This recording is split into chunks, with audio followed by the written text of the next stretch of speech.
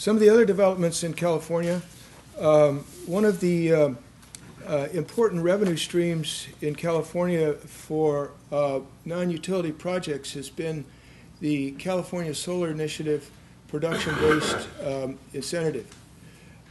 In the past, it's really provided an important revenue stream that can help make the financing numbers work in a non-utility project.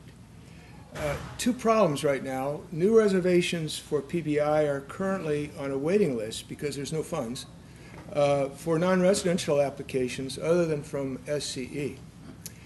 Another issue with the PBI in terms of it being a ongoing financing source is that the amount of the PBI payments have come down, and they're going to go down even more towards zero. And so they're not going to be a reliable, important revenue stream for financing in the future. Another thing that happened in California last year, of course, was the vote on Proposition 26, which approved the implementation of the Global Warming Solutions Act, AB 32. The purpose of this is to reduce greenhouse gas emissions. As you might guess, there's been a lot of lawsuits. There was a March 18th lawsuit that has delayed the implementation. There will probably be others. But in any event, in terms of 2011, this is not going to produce it's not going to be a source of revenue. It's not going to create enough demand for things to happen. It may in the future, though. And this particular requirement could create a demand for a broader variety of technologies and products than the renewables portfolio standard. One of the things that Jerry Brown talked about in his campaign, in his words, was a carefully calculated feed-in tariff for California that could drive more financing of different types of renewable energy projects.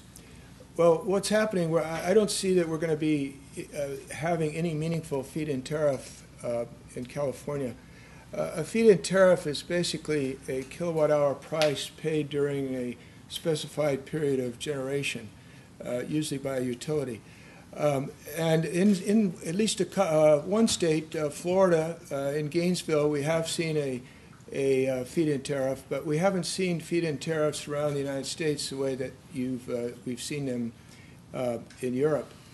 And what's going on in California, though, is that we really have moved toward a reverse auction pricing approach for utility projects. In California, actually, throughout the United States, at the state level, in terms of creating a feed-in tariff, you've got to use avoided cost calculations rather than actual cost calculations as the utilities can use. And there's been some flexibility that has been given to the states in terms of how to calculate avoided costs so that you could offer a higher feed-in tariff, which could create the demand for renewable energy projects. But I don't think that's going to happen in California. I think we're going to continue to use reverse auction bids until we find that they don't work, or if they do work. And in the meantime, I just don't see that there's going to be any stomach financially for feed-in tariffs.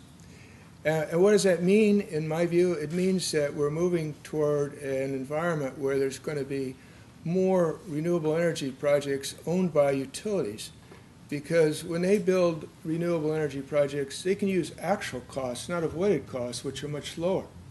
This doesn't mean there's not good business. There's good business in terms of build and transfer model. I know folks who are building utility-scale renewable energy generating facilities, and they're going to sell them to the utilities. They've got track records. That's how they've been able to do that.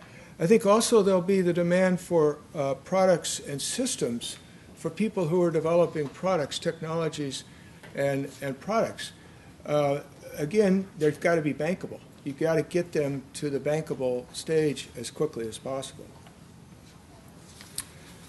So in summary, as I've mentioned a couple times, for a technology company that's doing R&D and developing products, I can't emphasize enough that you got to get them to be bankable, because otherwise they can't get used in projects. And you got to move them to commercialization quickly.